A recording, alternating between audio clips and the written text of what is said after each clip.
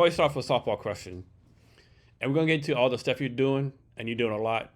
But like with all the stuff you're doing, like how you take care of yourself, either medically, physically, spiritually, or however you want to define it. All right, hey guys, it's Emeka here.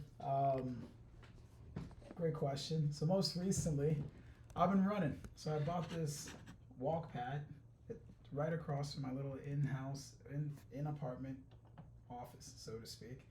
And to be frank, when you have something close to you and you can visibly see it, and you know the outcomes that you can expect when you benchmark in time, if you can give yourself time, it feels very easy to just jump on it anytime you can and just start running. So really, having that walk pad near me has made the ability for me to sort of focus on my health a lot more easier because you see it and you're what's stopping you. And so I just get on it and I've been running. And because I've been starting to run, I was like, hey, you gotta slow down on eating all these snacks because why run and burn so many calories just to eat unhealthy? And so that encouraged me to go to the restaurant. I mean, not a restaurant, but go to the grocery store and get some fruits and some carrots. And so I've been eating some fruits and eating some carrots while I run. And I don't know what's gonna happen next, but it's been a week, and I feel amazing because of that fact. So And have that's you how. noticed like any like boosted energy or anything like that? Yeah, I've noticed. So there's I would say in addition to not just the fruits that I've been eating. This has only been a week, by the way. I have been doing a little prayer. So I would say probably like 4 or 5 minutes of prayer a day has been pretty effective. As far as the benefits I've recognized, I've noticed it's not as hard to imagine myself doing a marathon as much as I thought it would be. Because doing a mile a day and then saying to yourself, hey, I did a mile, why not a mile and a half, and why not 2 miles, kind of makes you put into perspective things that you thought were impossible, kind of feel a little bit more possible. So I've been feeling that mindset, just a mindset of small iterations or small incremental improvements can create some kind of significant change, not just the way you think, but the way you actually realize it in the real world. The second thing I would say is I do feel a little bit more focused as far as mental clarity, as far as how I tackle the next challenge that I'm meant to overcome or go through. Mostly because again, that like having that level of discipline that is required to always say to yourself, "I'm going to do a mile a day," does reinforce that narrative.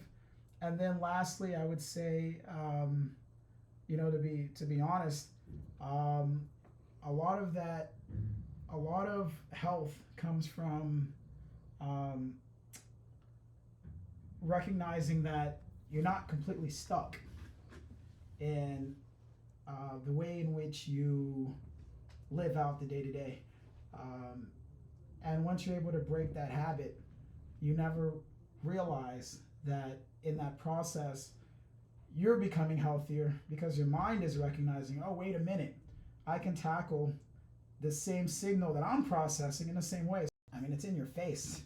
You've gone to work. You used to be able to do this. You used to be able to do that. And now all of a sudden, sometimes whoever's the most savvy with AI can probably accomplish a lot of what your job used to be right in front of you. And quite guess what? They don't even know as much as you do. So, um, you know, AI will never go anywhere. And how to reconcile that is just acknowledging within this new dynamic of what AI will be and what AI will become and who I am and who I can become and who I can be, there has to be some level of acceptance of what can I do, realistically speaking, in this market now, in which, quite frankly, AI is either my best friend or not my best friend. How can I make it closer to being my best friend? Because if you're not leveraging, if you're not riding the wave of the future, then you're like a fish going against the current, and any fish going against the current will never go as far as the fish that's riding with the current.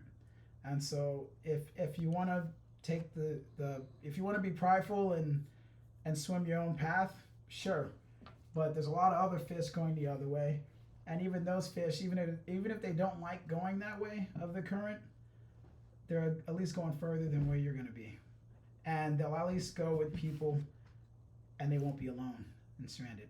To me, I think it's kind of non-religious, right? It's like we're kind of be Yeah, like it's like we're all trying to be our own gods, right? How do you reconcile all that kind of stuff? Yeah, so well, first I gotta religion is different than I would say believing in Christ, because Christ has a kingdom, and the kingdom is not of this world, and the kingdom is one in which we all participate in just through faith. So faith alone, and faith in that belief in Christ. So it has nothing to do with any human